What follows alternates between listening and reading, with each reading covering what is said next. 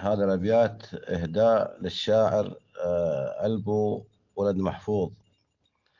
أقول: يلبو ولد محفوظ يا طيب الساس، أقبل تحياتي وزود احترامي، يا الشاعر اللي بالشعر ترفع الراس وعندك على بدء القوافي المامي.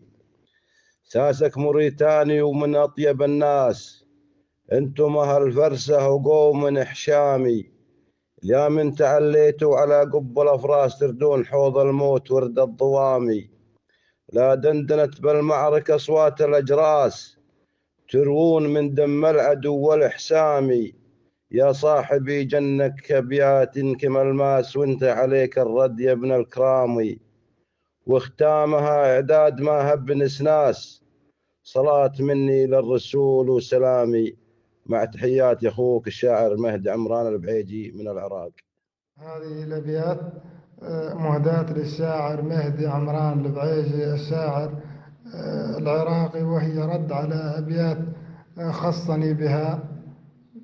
أقول: هذه الشهادة كأنها تاج على الراس، من هالكريم اللي يشرف مقامي، مهدي ولد عمران للفضل مقياس رمز العروبة في مقامه الإمامي، يا ابن العراق اللي مع الخوف والباس، درع القوافي فيك يهزم سهامي، مقدر على تخصيص من قصر الأنفاس، مكامن البهار في حق السامي، يا صاحبي العز في كل نوماس، تكبر التقدير من كل ضامي، مقدر على التحليق في رن الأجراس، عند الكلام اللي يتجاوز كلامي، واختامها في حضرتك كل الأجناس، فيها صلاتي على الرسول وسلامي، مع تحياتي أخوكم الشاعر الموريتاني ألبو ولد محفوظ.